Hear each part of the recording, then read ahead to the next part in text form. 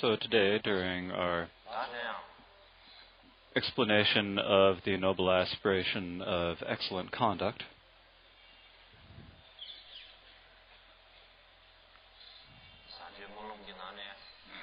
within this noble aspiration,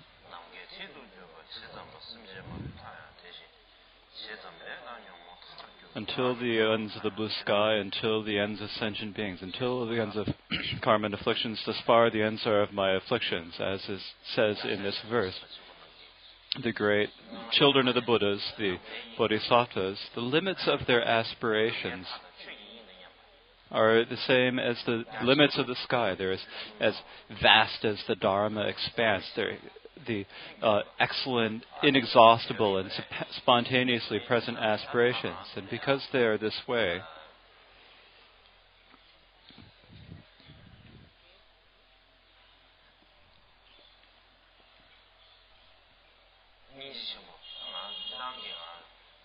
they have great compassion. So when we talk about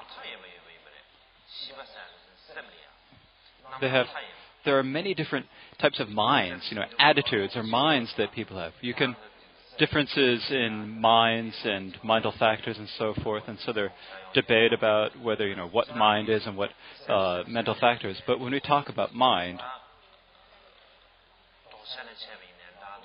if we talk about it in terms of how, in terms of the way it presents itself, or the way, in terms of its essence, there are many different types of minds.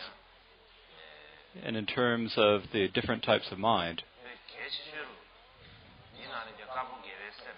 the most important ones are the positive, virtuous minds. And the most important of these are compassion and wisdom.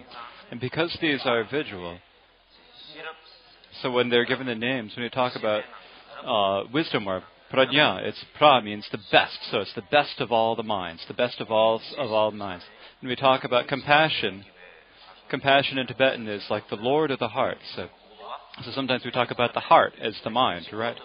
So it's like the Lord or the King of the heart. So it's like the King of our mind. And so compassion, if we were to talk about compassion about ourselves as our minds as a country, compassion would be like the king. And because wisdom is so intelligent, he's like the minister. And when you have the king and the minister coming together, then they're able to govern the country well, and it will be prosperous. And in the same way, all of us individuals who wish to attain enlightenment, if we practice without compassion and wisdom ever being separated, we will be able to attain the path to liberation. And so for this reason, the Buddhist Dharma, in terms of its root, in terms of the root of Dharma, compassion is most important. It comes out of compassion. The Buddha did whatever was most beneficial for sentient beings. He didn't teach the Dharma thinking that his own ideas, his own thoughts were most important. He taught those who could understand it emptiness, and he didn't teach it to those who could not understand it. And the reason for this is that he taught what was most beneficial for his students, what was most understandable for the student. That is how he taught the Dharma. And so that is why the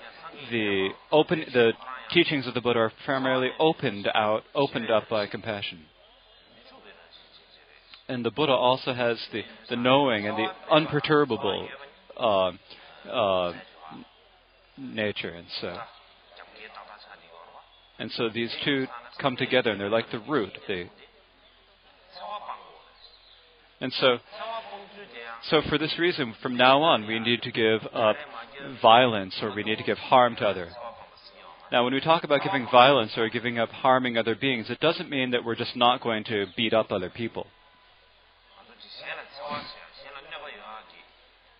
When you talk about not harming each other, what is the root that harming other people come out of? It comes out of our mind.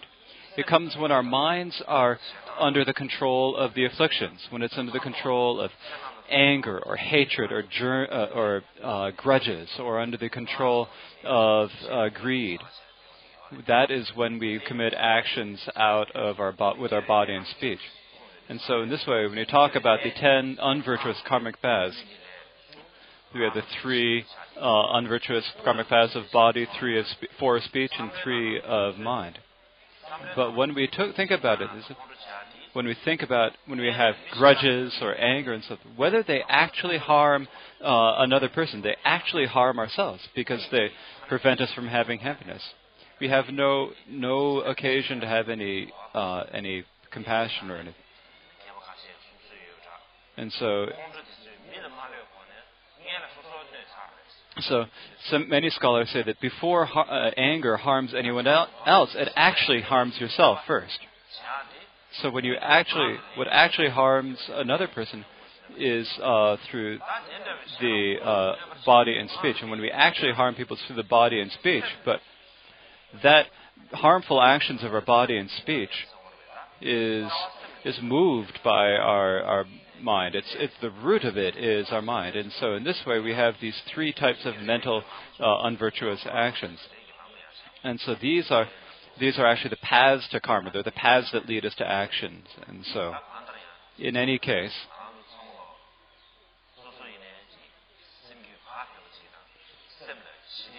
we need to have a relaxed, we have a peaceful mind. We have to have inner peace for ourselves.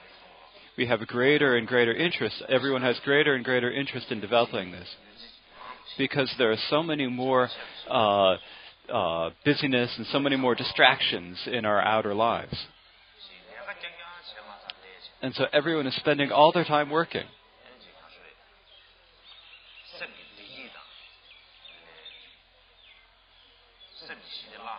And we lose our happiness. We lose our peace of mind. When I lived back in my homeland, up in Tibet, so every day, people would do maybe 3 or 4 hours a day working, but the rest of the time they'd sit in the sun, drink tea. There wasn't a whole lot of other work to do. But now, when you live in a city, in a single day, you basically spend all 24 hours working, and you still don't have enough time to do everything. You just spend all your time working. So these days, people spend all their time working from hour to hour, and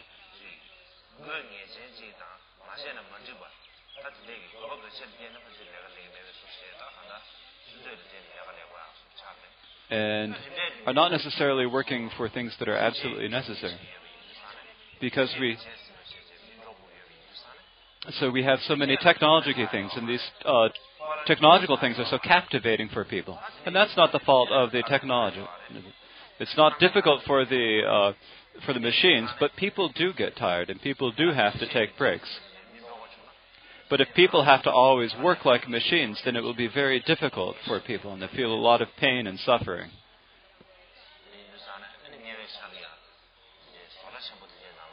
So in these recent times, there are many people who work in great factories who have actually committed suicide. Sometimes because they feel so much pressure from their responsibilities that they kill themselves. But it's a lot of suffering, isn't it?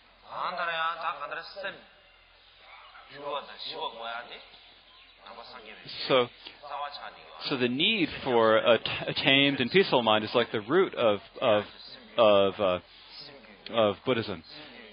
Every single word of Buddhism that was taught is in order to bring peace to our minds and to tame our minds.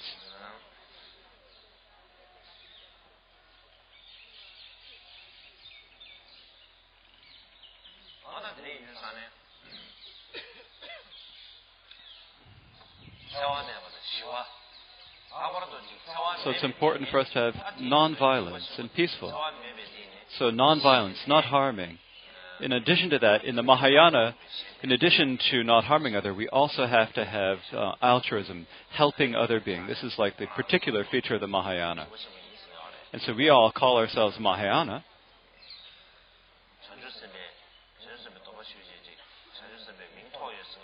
So there are many books who have taken the bodhisattva vows who can be called bodhisattvas.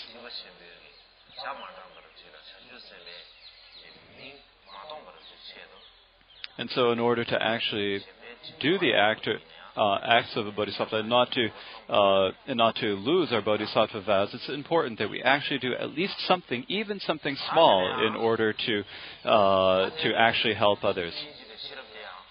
And so when we talk about compassion and wisdom, I actually have a story about compassion. Wisdom is actually, maybe for really smart people, those with the highest faculties, wisdom is maybe easy, but for, regular people, for people with duller faculties, it's kind of hard. And so there's a story about this. And this is a real story, actually. It's not something that's been made up. There was actually a real person. And he became a Buddhist. And it hadn't been long since he'd become a Buddhist.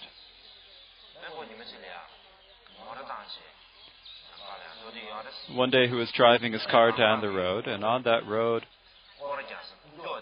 and he came to a roundabout on the road. And when he got to that, and from when he came there was a truck.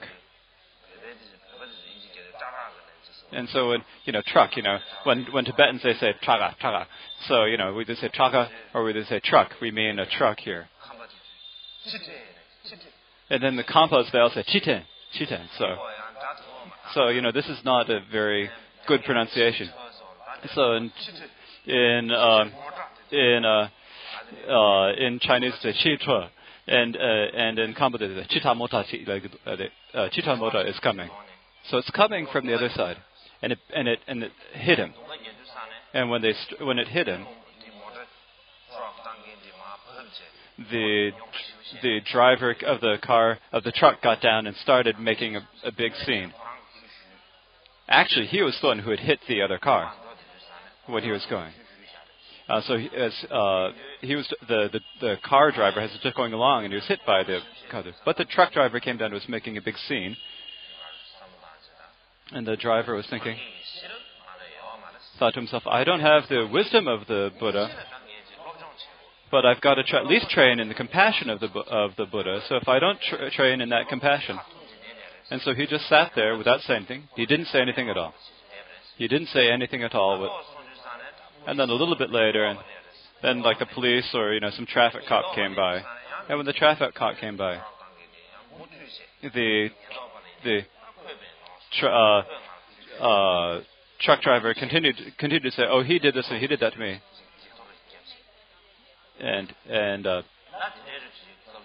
And at that point, then a really strong, and so the truck driver continued saying, "Oh, this really, the other guy hit me." And then the rain started to fall. And then the truck driver thought, "Oh, it's beginning to rain, so I have to go."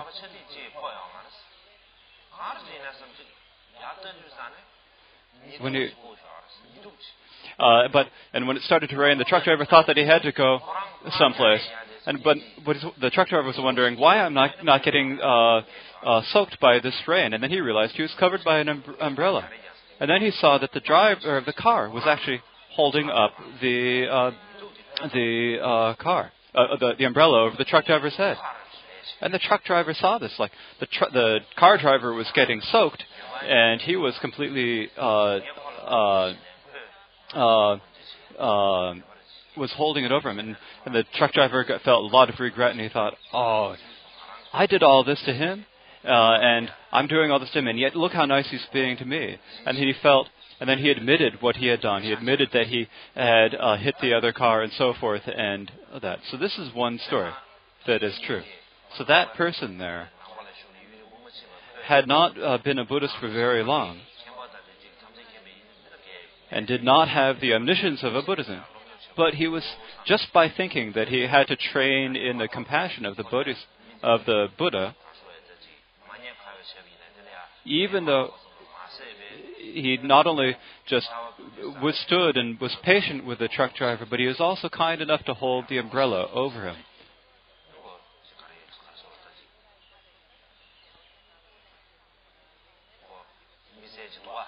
So this is like a really special thing, isn't it? So that's what it is. I mean, that's what compassion is. So there's not a whole lot to say. If I speak too much, I won't finish all 7 branches. So yesterday we were talking about offerings, and so here in the aspiration for excellent conduct, I was a little bit wrong in my explanation. In Tibetan, we have 5 Sanskrit commentaries that were translated in Tibetan. That were translated from Sanskrit into Tibetan. There was one that was by Nagarjuna. That was sort of the basis. Then later there's one by Vasubandhu. And these 2 were translated later, probably. They were not translated in the early ancient school. And so this is during the time of the Dharma kings. In addition to that, there is also a commentary by Dignaga.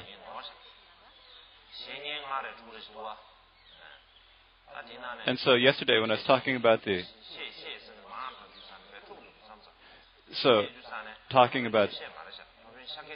and then there was another by Shakyamitra that was translated. This is the longest of them. Yesterday I was calling him Chushe, but actually his name is Shakyamitra. But then generally when we talk about it in Tibetan, the Sanskrit commentaries in Tibetan, there are 5 that are present in Tibetan. And then the earliest Tibetan commentary was the one by the great translator Yeshe De. And so at that time there was the commentary by Dignaga, but there was not the commentary by Nagarjuna or Visambhadra. And so Yeshide primarily used Dignaga's commentary as his source. So this is also the source of many later Tibetan commentaries. They took the Dignaga commentary as their main source. And so that is basically how it is. Now yesterday during the offerings,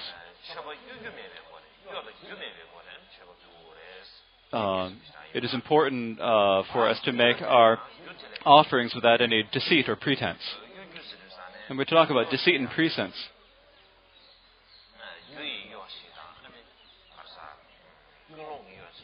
We can talk about deceit through pretense and deceit in terms of our cause, the cause of the. So that is if we give something that is not, if we're not giving something that is not pure, if we're giving an impure offering. For example, this would be things that are gained through a wrong livelihood, things that are gained through flattery, through pretense, and so forth, and that are given through that are obtained through wrongdoing. So these are there are 5 different types of wrong livelihood. So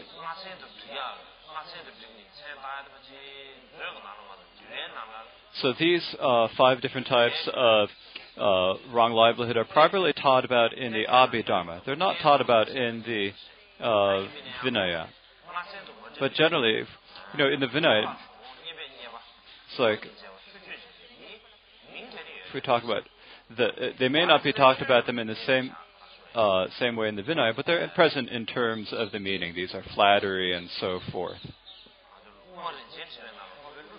But the closest, the clearest is the presentation that is given in the Ratnavali by Nagarjuna that was taught to a king. And each of these is explained in this Ratnavali, the precious garland. So when they talk about flattery, it's basically flattering people. So it is said that among the treasury that for monastics it's difficult to give up our things of our livelihood, and for our views, and for householders it's hard to give up the things of their lives. And so at any rate,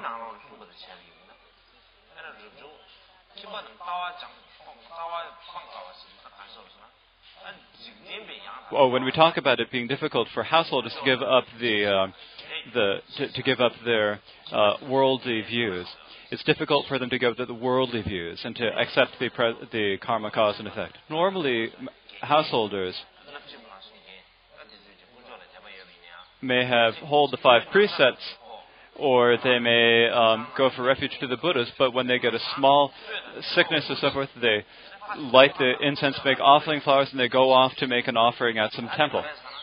And the reason for that, when it comes to some small problem, they look for a refuge, and they don't go to the three jewels, but they go to some other worldly god. It's a sign of not having not having the strong faith in the three jewels. And so that is difficult for householders to give up. Now, it's difficult for monastics to purify their livelihood, to give up livelihood. And so, now, in olden days, the monastics depended upon sponsors and going for alms rounds to get all of their possessions and all their needs. Now, in Sri Lanka and Thailand and Burma, they continue to go on alms round and lead their lives through alms round. And when they go on alms round, in some days when they go on alms, they only get rice and they don't get any dal. Sometimes they get dal and they don't get any rice. Some days they only get vegetables and nothing else. So now we Tibetans have the best of it because we get the rice and the dal and the vegetables, everything every day.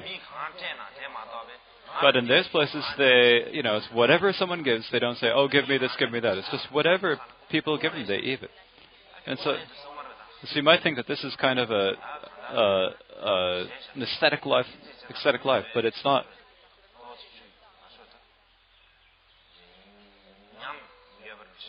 We sort of think of it as being. So we spend our time sort of being full of ourselves. But generally, when you talk about living on alms, it's primarily dependent upon the sponsors because it's what they give them. So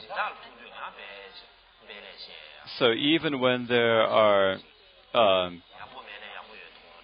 when there are great monks who uphold the Vinaya, they still, when they meet a sponsor, they'll still flatter them, be nice to them, even if it's not necessary. So when they talk about flattery, that means being extra nice to someone, kissing up to someone a little bit. So this is, in one way, it's actually not okay for this. But when you have this wish to get something, and you think, "Oh, if I'm nice to this person, they'll get me something too."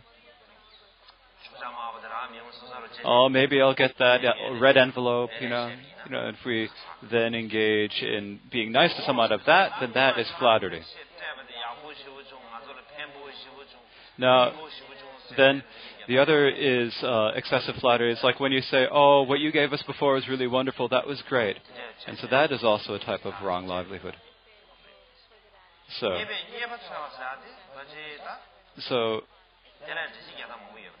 now another is to live for things, to live for what we get. There are many different ways of explaining this.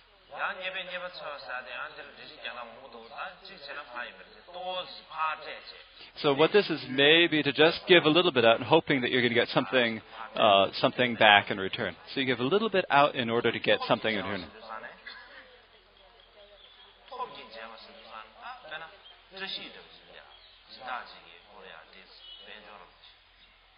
Now, another is when you see someone, like Tashi has its sponsor who's given them something, and then you go up to that person and say, "Oh, that," and then you go to that sponsor and you say, "Oh, it wasn't so good to give that thing to Tashi. You should give that to me instead." Then you can also pretend that you have qualities that you don't. Even you don't have qualities, but you pretend that you do, and you live in this way. And so in this way, these are 5 different types of wrong livelihood. Now, when we talk about wrong livelihood in terms of the treasury of Abhidharma, then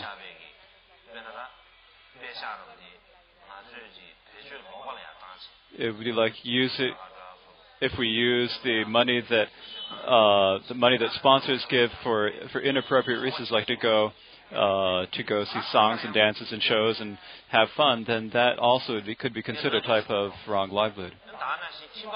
And so this is this is the 5 types of wrong livelihood for monastics. In terms of for householders, there's gaining your livelihood through selling other people, gaining your livelihood through selling meat, gaining your livelihood through selling weapons, gaining your livelihood through selling poisons, and gaining your livelihood through selling alcohol and so forth. And so these 5 at least are. And so if you lead your life through doing this, then if you maintain your household through doing this, then this also, this is what is wrong livelihood for someone who holds the lay precepts. So when we talk about deceit and pretense, then, when we talk about deceiving through people through the offerings that we make, through what we're actually offering, it's when we make an offering that is impure, then that is a offering in terms of the materials that we're offering. Now, when we talk about a wrong offering through intention, then that is when we are mixed with the 8 worldly concerns, wishing in order that we can have some sort of faith or some sort of pleasure that can come. If we make offerings with this sort of thought, then this is an impure offering. And so for this reason, we need to give offerings that are made without deceit or pretense. And so that completes our the offering. And so following this, we have the confession. So under the influence of desire, hatred, and ignorance, I have committed wrongs using my body, speech, and also mind. I confess each and every one of them. And so this is a story that started in Tibet, that later became a tradition in Tibet. There were people who would maybe, when they who killed frogs or birds when they were a kid, they started a tradition of later regretting it and making manis, doing mans for each of these. And so sometimes, when they see someone who's reciting manis, they killed a frog or they killed a bird or something, didn't they?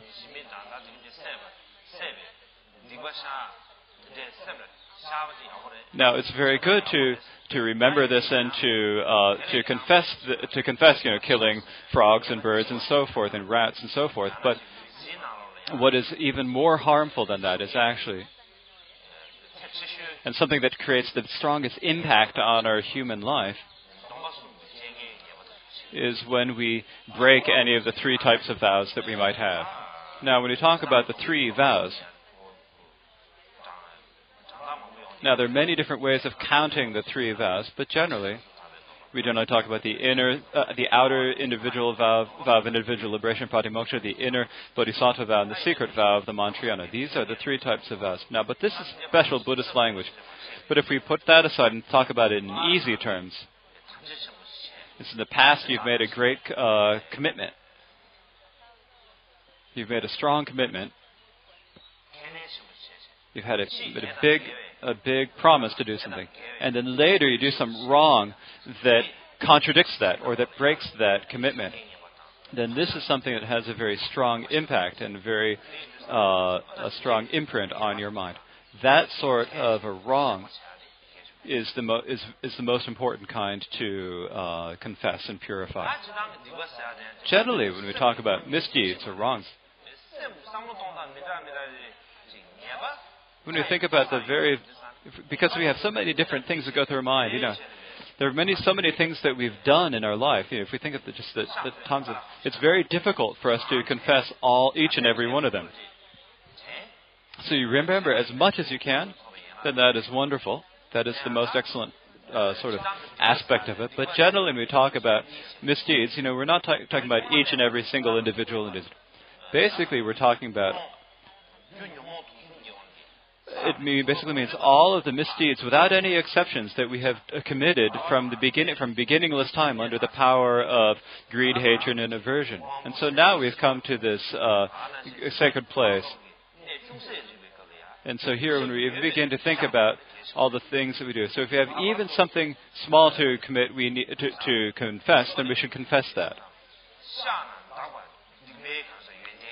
It's even said that the quality of, or the benefit of misdeeds is that you can purify them by confessing. Now, this is not actually misdeeds don't actually have any qualities, but it is said that, you can purify them through confession, and that is a quality.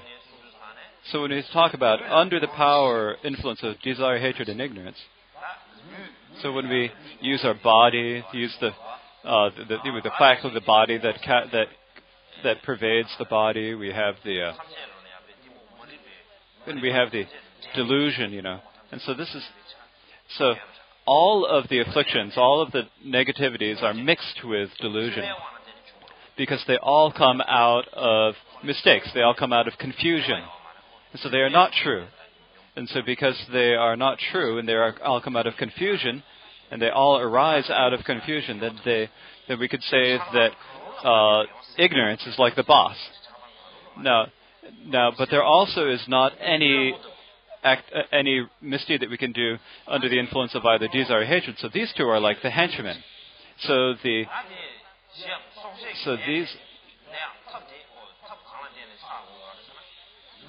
And so these are talking about it in terms of our influence. And then how is it that we actually do them? We commit them with our body and our speech and our mind. So these are the ways that we commit them. So it's a question of whether body and speech follow mind, or mind follows body and speech.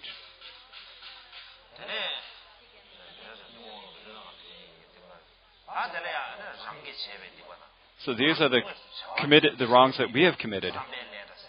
So this is, the intentional karma, the intended karma, and so forth, all the different types of karma. Now, when we refrain from doing it ourselves, but we get someone else to do a misdeed, then that is especially wrong. So, like in my homeland, we don't do bad things at all. But when we have something that we need to do, then we call someone else in to do it. And so, would we get the misdeed from doing that, and the other person does it? So, if you have to butcher an animal, then you butcher if you butcher it yourself, then. Otherwise, if you get someone else to do it, then someone else also has misdeeds, and there's more misdeeds. So that's an extremely harmful wrong. And similarly, there's also rejoicing in the wrongs others have done. For someone,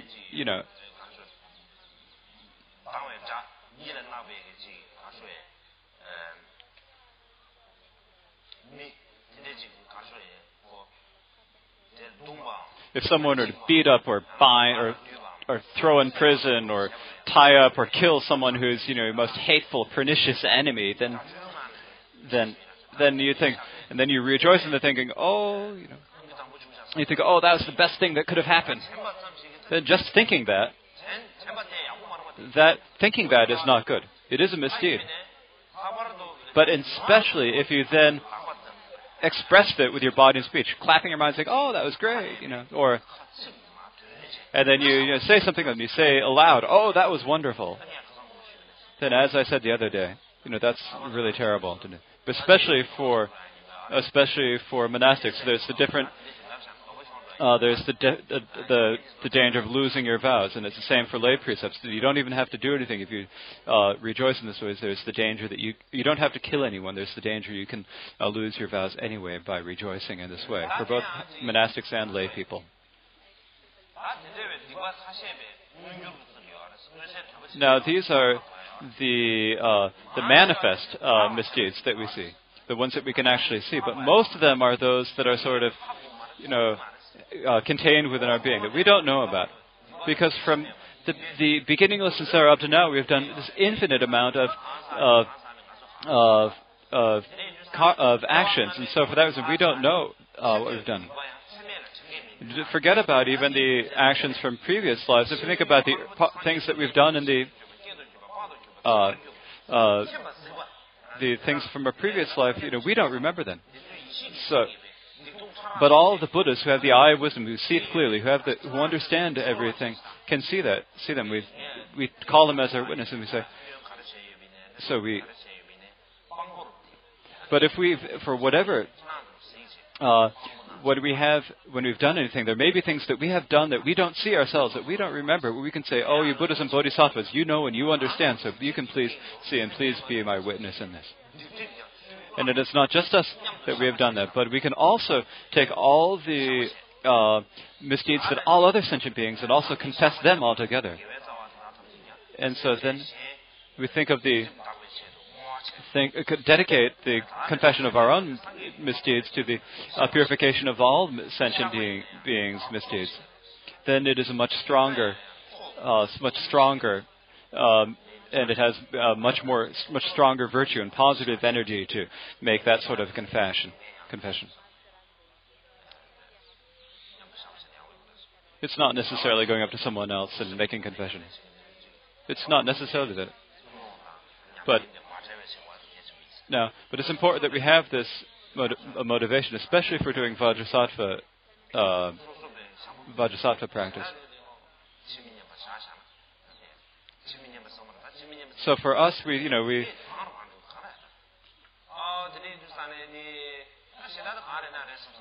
so if we think about,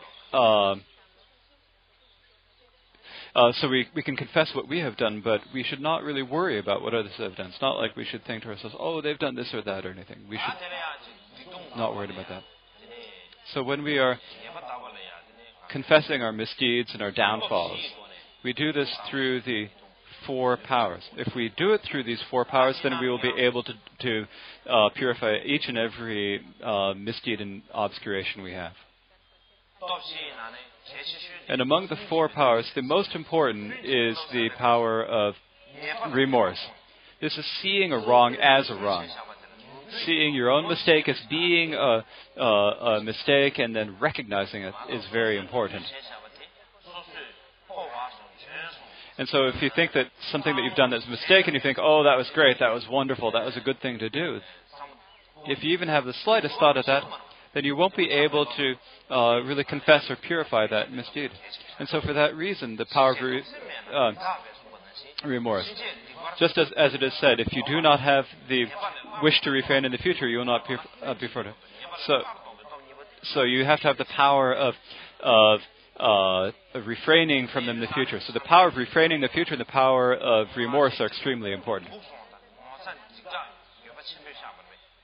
So it's like we're seeing if you do not have the regret,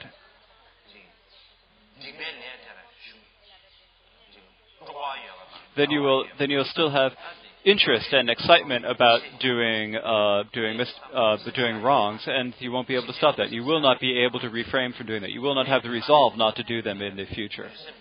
And for that reason, we absolutely must have regret. Even if you have regret, though,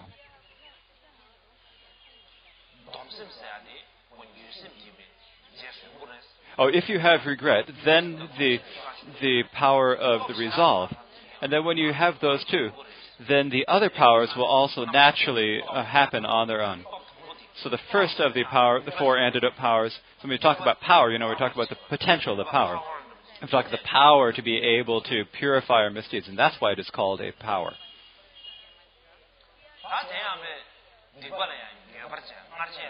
So when we regretting what we have done in the past,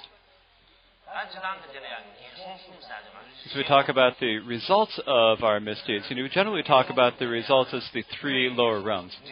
There are the 3 causal lower realms and the resultant 3 realms. And the causal 3 lower realms are desire, hatred, and ignorance. And because of these 3, then you experience the resultant 3 lower realms, which are the hells, hungry ghosts, and the animal realms. And so because of the causes, so they don't have all the... So within the 3 causal ones, you have all the features of the lower realms. In general, it is easy for us to see the animals, but it's difficult for us to imagine the hells and the hungry ghosts especially, right? Especially in these days, when people only believe things that they see. People say, oh, where is it that the hells are? Where are the hungry ghosts? Point them out to us, they say. But even before... But it's not necessary to think about hungry ghosts and hells as being somewhere else. If you look at your own misdeeds, if you look at someone who has a lot of anger, he's pretty similar to the hells, isn't it? It's like he's within all of the difficulties of hell, because it's like his being is being burned by the fires of anger.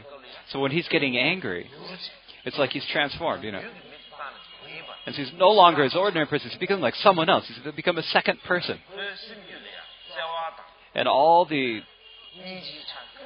and he doesn't have any affection or love in his body. It's like he's got this hot, fiery aspect that comes forward. And so because he has a lot of anger and hatred, you can sort of see him having this sort of aspect of the hell. So you can say, I have this feeling myself.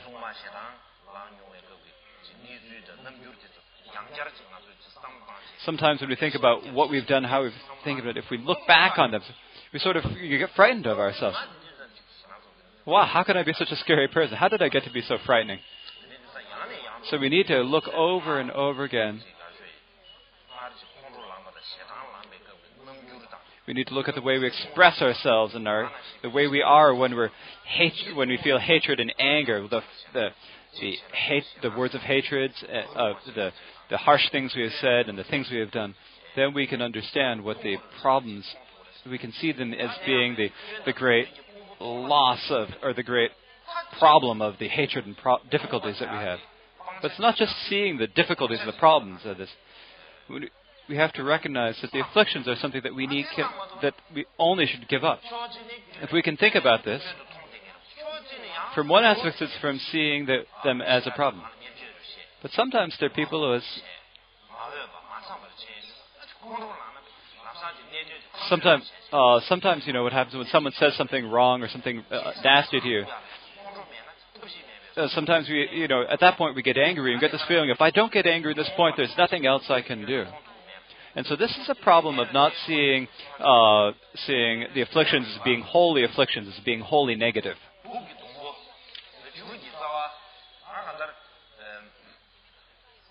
So at any rate, it's the root is base, and the better and the root is poisonous. The plant is venomous, and you think to yourself that you have to see that as something that is just revolting entirely. For example, if there's someone who has certain, but there's like an example of this. It's kind of a gross example, but there's nothing to do about it. We have to be patient with something. We have to be patient with it. So being patient means that we have to be patient with the things that are disgusting and difficult. So we need to stay there. We'd have a lot of strength and fortitude to be patient. Something. It's like even if someone's pricking you with a needle or a pin, sort of feeling like, oh, I've got to do something, but I've got to feel like I've got to be patient with this no matter what. It's like the monks from Shaolin.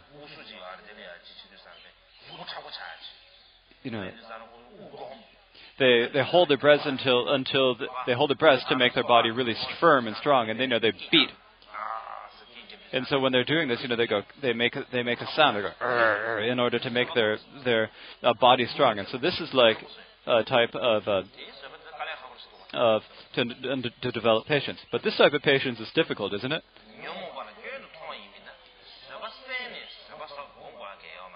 So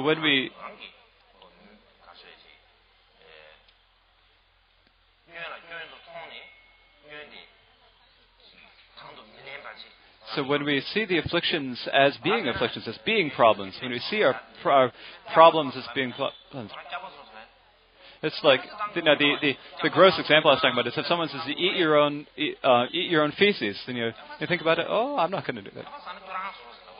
So if someone says eat your own feces, you say, oh, you eat it instead.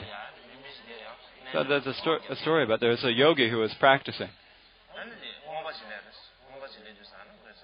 And so this hunter came along and said to him, and the hunter said, and the yogi was sitting up there, and the hunter said to him, and so the hunter said to him, what type of meditation are you doing? I meditate on patience all the time. And so the hunter said to him, oh, you better eat your own shit. And he said, how do you eat my own shit? You eat shit. So it's like, it's like if someone says you eat your shit, you think, oh, what is this? No, I don't need to do that, So it's sort of like that. It's not. But actually, it's a question of seeing problems as being problems, seeing faults as being faults. That is very important.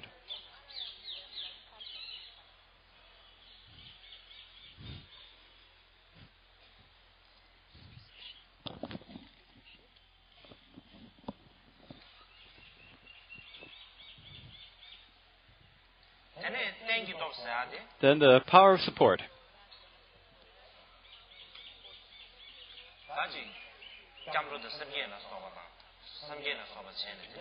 Is after we've gone for refuge and bodhicitta and then practice. This also brings purification. But the main thing, without needing to say a whole much because it's not a lot of time, as it said, if you do not have the power of resolve not to do things again, then problems will not be purified. If you commit to not doing something, then if you commit to not doing something and then you do not hold them, then do not keep it, then it also becomes light. So if you commit not to doing something today, and then do it tomorrow, then it's like you're making a lie to the Buddha, and so that's not good. So that is not appropriate. That should not be done.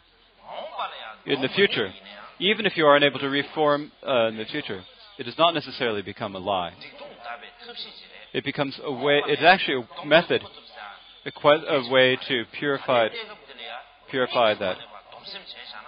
It's not important. If at this moment you, for the very heartfelt devotion, you commit yourself to not to have the resolve not to do it again, then even if you should not think to yourself should end up doing it in the future, it's not so important. What's important is the important thing. For example, if you think to yourself, I will not drink tea, then later you drink tea, it doesn't become a lie. You're talking about that moment at that point. For example, if you say, I'm not going today, and you say, oh, I'm not going today, and so not going today, and you're not going to. But then if you end up going later, it doesn't necessarily become a lie.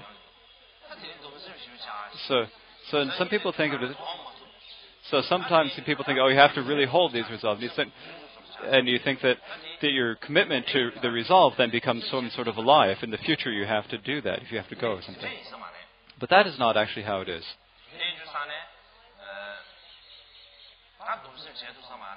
So if you think, I can't have the resolve, it'll be a lie. That's maybe some sort of an excuse. It's just you're using your words. It's not actually a good sign, it's actually a bad sign. So whether you can resolve in the future, at this moment now, the most important thing is to have that resolve now.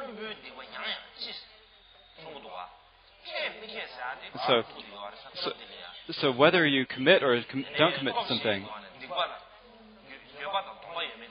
comes down to whether, at this point, whether you have the remorse and whether you have the resolve.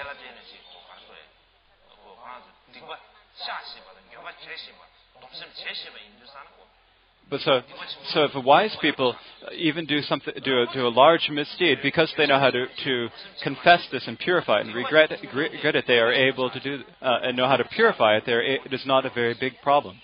But the fools don't know how to confess their misdeeds, and so even a small misdeed becomes a great misdeed. So when you confess, when you have the four powers, then the four powers, each of them has its own benefit. They purify the cause, they purify the resultant of the karma, and so forth. So they each have their own benefits. So in brief, confessing and purifying our misdeeds is extremely that. So maybe tomorrow we'll have to talk about rejoicing. We don't have time for it today. So the most important thing is that when we have misdeeds, we have to regret them. That is the most important thing. So regret and remorse are very important. Particularly when we have made big mistakes and done big misdeeds. It's feel like we're not able to excuse ourselves for them. When we have these problems that we're not able to excuse them, then maybe that's just too... We think that this human life... So sometimes we then think to ourselves, oh, this life has just turned out to be just a mess of problems, a problem to follow. There's no help except for the next life. But actually, that thinking in that way itself is a big mistake. From the beginningless sufferer up until now, until we have come to this life, if we come, completely innocent all this way, without any, and then done a big wrong in this life, that would be a problem. But since from beginning of life from beginning of samsara up to now, we have done, the heap of our misdeeds is bigger than the king of mountains, and so recognizing that we've done misdeeds and understanding that we've done wrongs in this lifetime is extremely fortunate. That's what we need to be amazed about. And so in this lifetime, whatever wrongs we've done in this lifetime, there's no way that it can compare to what we've done in the infinite number of lives. So they're not considerable at all in comparison to the whatever we've done in all our previous lives. And so these are things that we need to. It is important for us to understand these and to give up these things that we've done in these lives. Particularly when we've done something in the past, then we can, if we think that was not good, and then be able to rid our being of the imprint of that. That is very good. What I've thought about in the past is when we confess our misdeeds, it's not like we're taking getting a knife and then cut the misdeeds. It's not like we're taking. It's like it's like when we cut a life, we have to. You take a knife, we can cut fruit and cut it in half. It's like we have to take our. Think about it. We need to. We need to cut these two in part. We need to cut our mental stream away from our misdeeds, and we need to then cut them apart so we have our strength. This is me. This is the misdeeds, and then we can then give ourselves a new opportunity, a new chance. And then at that point, only at that point, we have the opportunity to actually to do that. But if we cut, confess, and purify our misdeed, but then inside ourselves we sort of hold on to it and ourselves, oh, that didn't turn out good, then we're unable to really rejoice in virtue and do good things. And so when we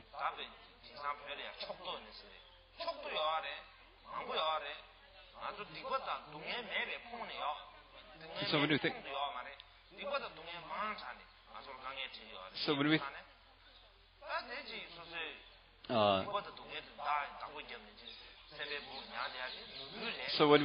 so it's like we happen in Tibet. We now have so many things that happen. We hold on to them ourselves. We think all we have is suffering and pain, and then we hold them onto ourselves. And actually holding on to that in this way is itself a wrong way. And so if we are actually able to if we hold on to things in this way, then it's difficult for us to actually purify our misdeeds and our obscurity. And so this is something that is important for everyone to think about. And so now we will have our meditation. And so the meditation that we will do today, now our meditation here,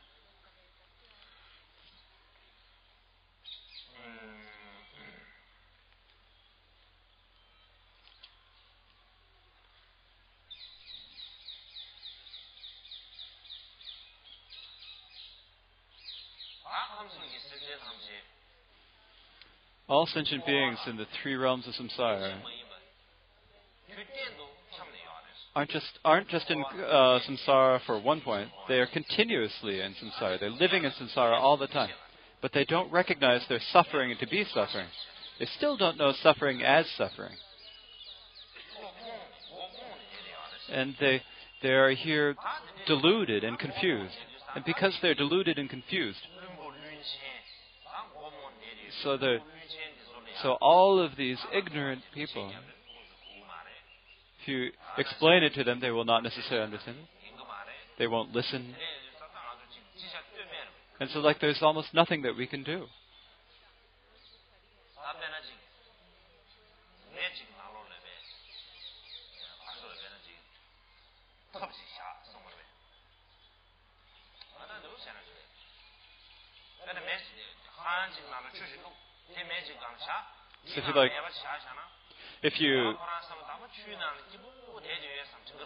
So if you put water in a pot and you put that on the stove, first you think if you're in the water, then think the water is nice and cool. But if you sit in there, but as the moment that at first it's pleasant, but then when you begin to feel the heat of the water, then it's too hot and it's too late at that point. And in the same way, we are in samsara, and we don't. When we are in samsara and we living in samsara, the moment that we begin to experience the suffering, then it's too late. It's like we're already within all stuck in this fiery pit, and we still have.